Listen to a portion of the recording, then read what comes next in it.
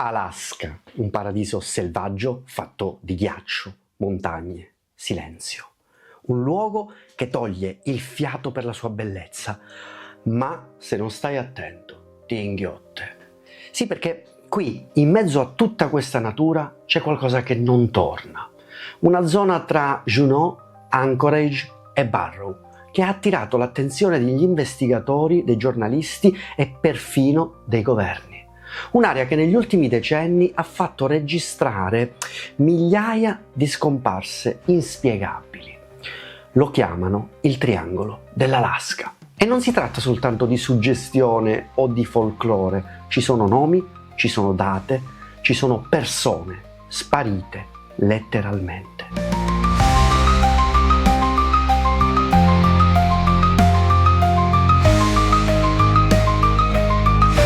Alaska, 2 maggio 1992.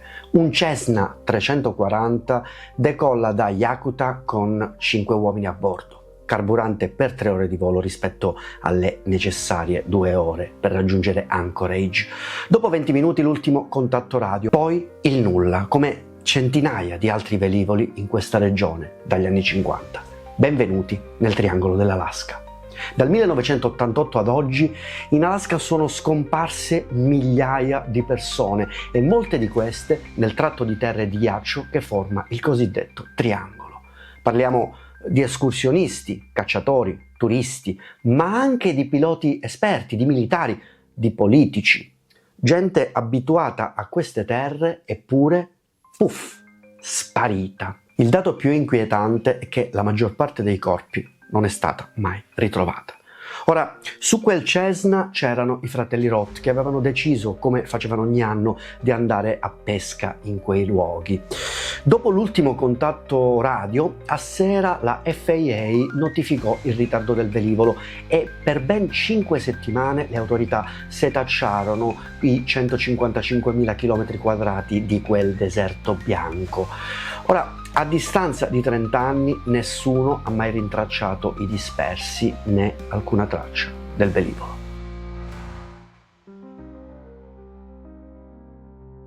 Eppure, se quello dei fratelli Roth può sembrare un caso inquietante, devi sapere che 20 anni prima era accaduto qualcosa di ancora più strano e irrisolto anche in questo caso, e vide protagonisti 2 degli uomini più potenti degli Stati Uniti. Uno era il capo della maggioranza alla Camera dei Rappresentanti, Thomas Hale Boggs, la quarta carica americana per importanza. L'altro era il deputato Nick Begich, l'uomo dell'accordo da $1 miliardo con i nativi di quel posto.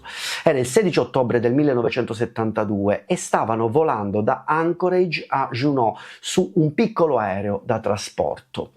L'aereo sorvola il triangolo e poi scompare dai radar per sempre.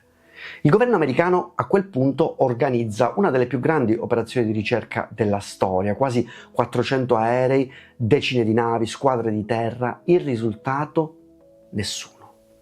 Nessun relitto, nessuna traccia, nessun segnale, come se l'aereo non fosse mai esistito.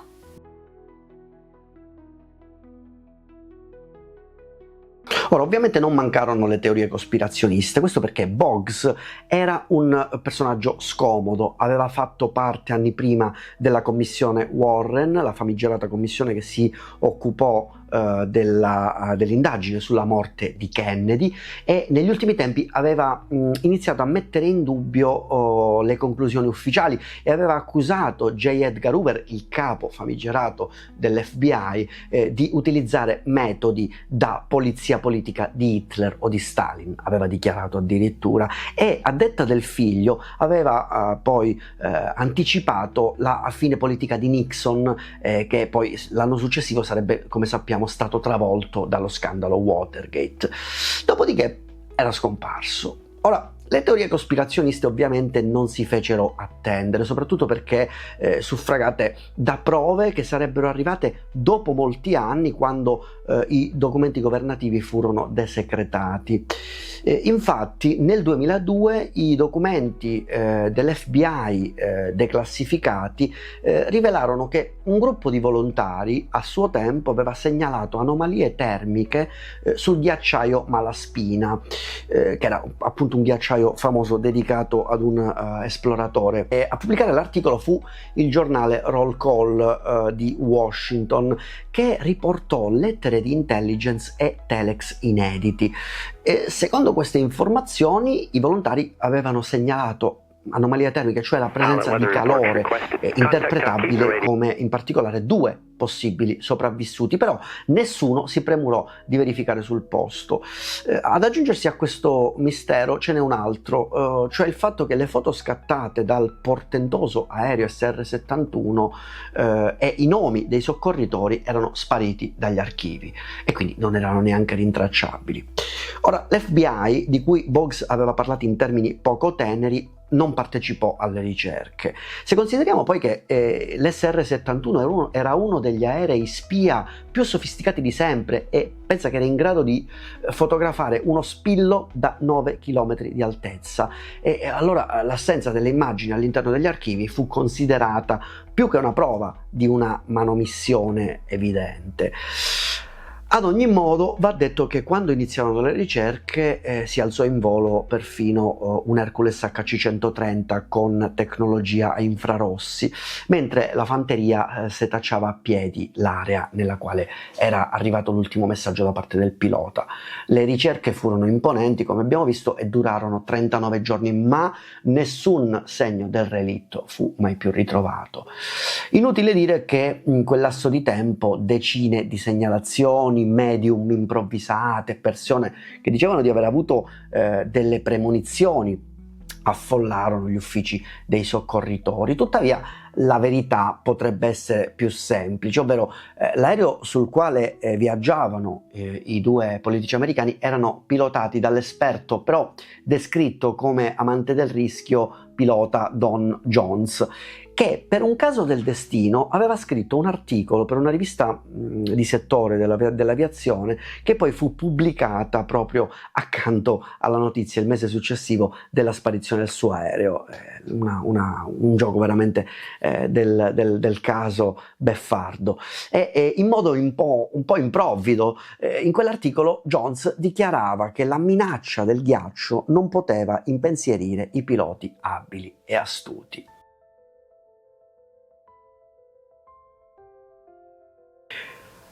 C'è chi paragona questo triangolo a quello delle Bermuda e in effetti ci sono molte somiglianze, le disfunzioni delle bussole, i guasti elettronici improvvisi, gli avvistamenti di luci strane nel cielo.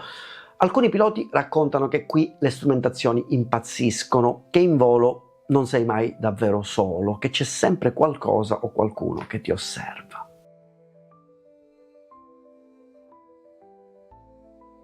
Ovviamente si tratta di superstizioni, di una paura che però non nasce con la tecnologia. Infatti i nativi Klik'o, ovvero una popolazione nativa appunto dell'Alaska, parlano da secoli di un essere mitologico chiamato Kushatka, ovvero una creatura metà uomo e metà lontra che si aggirerebbe tra i boschi imitando le voci di persone care per attirare le vittime e farle sparire. Per loro il triangolo è un territorio sacro ma allo stesso tempo pericoloso, un confine fra il mondo visibile e quello degli spiriti. Le sparizioni, secondo alcuni, potrebbero non essere incidenti ma addirittura sacrifici.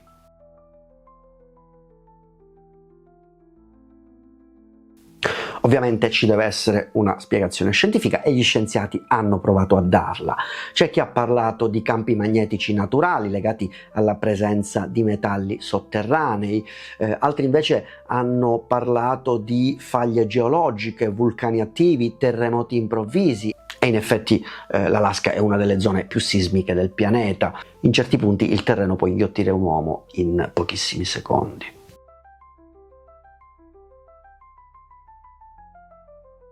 Molte persone sono scomparse in Alaska, spesso senza lasciare traccia né relitti né corpi.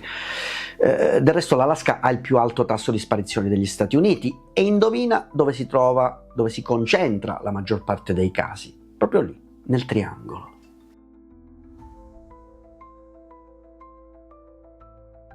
Il triangolo dell'Alaska resta un mistero, forse sono solo leggende, forse è la natura selvaggia, c'è chi ha parlato di maledizioni, di un luogo dove la scienza si ferma e inizia l'inquietudine, un luogo dove comunque la si metta la gente continua a sparire.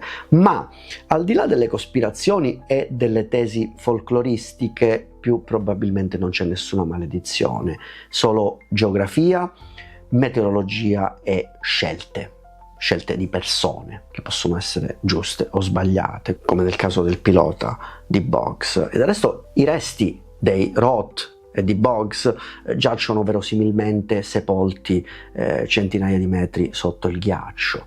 Se rivedranno la luce non lo sappiamo, forse accadrà fra qualche secolo, quando il ghiacciaio rilascerà questi corpi in mare. Fino ad allora resteranno tutte leggende del triangolo dell'Alaska. Se vuoi scoprire invece come la tecnologia LiDAR ha contribuito a ritrovare una città antichissima dove gli abitanti sono spariti da un giorno all'altro, ti consiglio di guardare il video che vedi qui nella scheda in sovrimpressione. Io intanto ti ringrazio per aver assistito a questo video e ti aspetto per un prossimo video, per un prossimo enigma.